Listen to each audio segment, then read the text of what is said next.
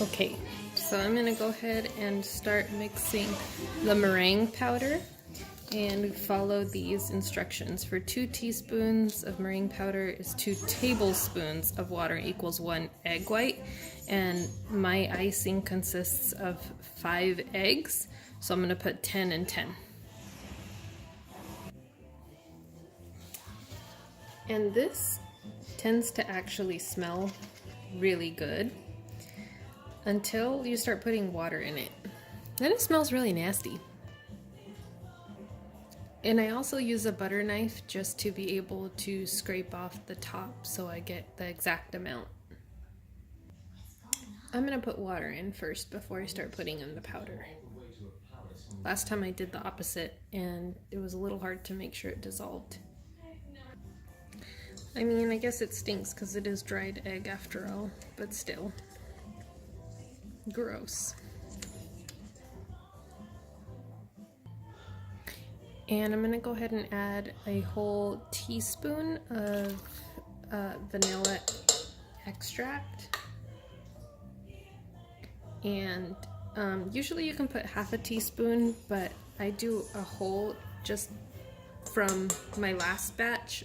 It tasted too much like sugar, so I'm trying to have it taste a little bit more like vanilla. You can always add more if you feel like you need to and it doesn't taste like how you want it. Obviously you can also choose any other flavor that you choose to put in here. Like almond extract is what I tend to taste, or anything other flavors that you have. My recipe also includes a whole bag, 2 pounds, of confectioner sugar. This is the one that I get at Walmart that's pretty cheap. I think it's like $1 or $2. You want to be careful when you're putting it in because it does start to get a little bit all over the place. What you can do so you don't get any little balls in your sugar or in your icing is to put it through a sifter, but ain't nobody got time for that, so I just throw it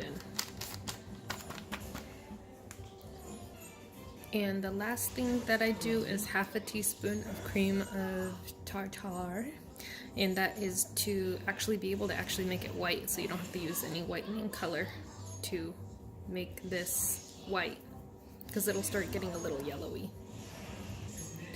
And you'll see the little cream of tartar right there, and so what you want to do is actually mix it together before you start the blender.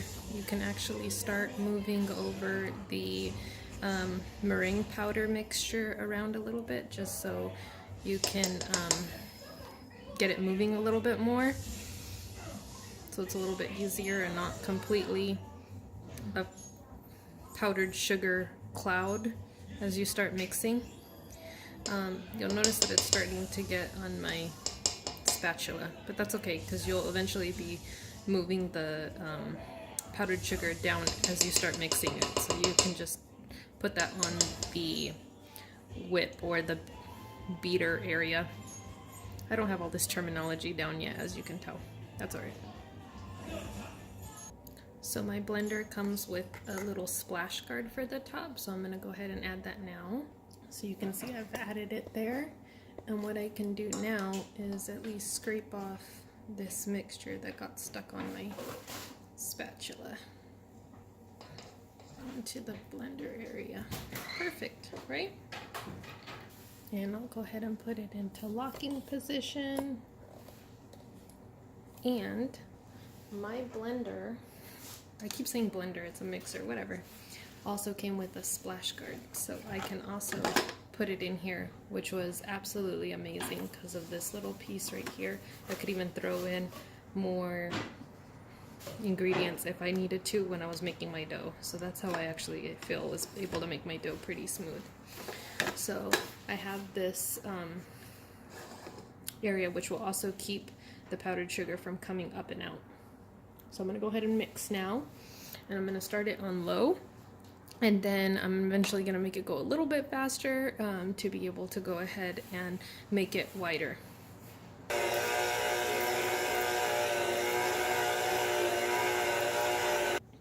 Okay, and so I just turned it off for a little bit. It's been just a couple of seconds, but what I go ahead and do is you can see that there's a little bit of sugar on the side, so I'm just gonna kind of push it into the icing so it can continue to mix, so I don't get those pieces in my icing and then it gets stuck when I'm piping. So I'm just gonna squeeze that down, just push it down here, and then if I get some more on my spatula, then I can just scrape it off onto the whisk.